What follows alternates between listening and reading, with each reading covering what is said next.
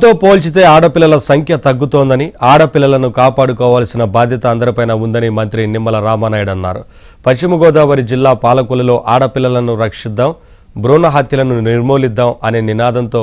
Save the girl child to care అన్ కార్యక్రమం నిర్వహించారు. ఈ కార్యక్రమంలో పాల్గొన్న మంత్రి నిమ్మల ఆడపిల్లలే జాతికి నిజమైన సంపద అన్నారు.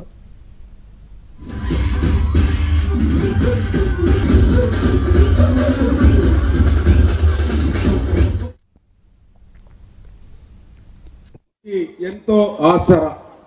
మరి అటువంటి ఆడపిల్లల్ని మనం కాపాడుకోవాలి, మన గృహలక్ష్మిని మనం కాపాడుకోవాలి, భారతావనిని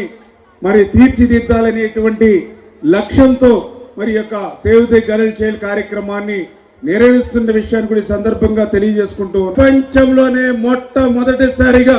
డోక్రా సంఘాలను తీసుకొచ్చినటువంటి నాయకుడు నారా చంద్రబాబు నాయుడు గారు. మరి ఒక్క డోక్రా సంఘాలనే కాదు, ప్రత్యేకించి మహిళలు ఆరోగ్యంగా ఉండాలని, మహిళలు ఆరోగ్యంగా ఉంటేనే ఆ ఇల్లు ఆరోగ్యంగా ఉంటుంది అని చెప్పి మరి ఆ రోజు ఉచితంగా మరి ఆ రోజు మరి దీపం పథకం ద్వారా మీ ఆరోగ్యం కోసం ఆ రోజు గ్యాస్ అందించడం కానీ, మరి అదేవిధంగా ఆడపిల్లలకి చదువు పెంచాలనే ఉద్దేశంతో ఉచితంగా సైకిల్ ఇచ్చేటువంటి కార్యక్రమం కానీ, మహిళలకు రిజర్వేషన్ మరి ఇచ్చినటువంటి విషయంలో కానీ,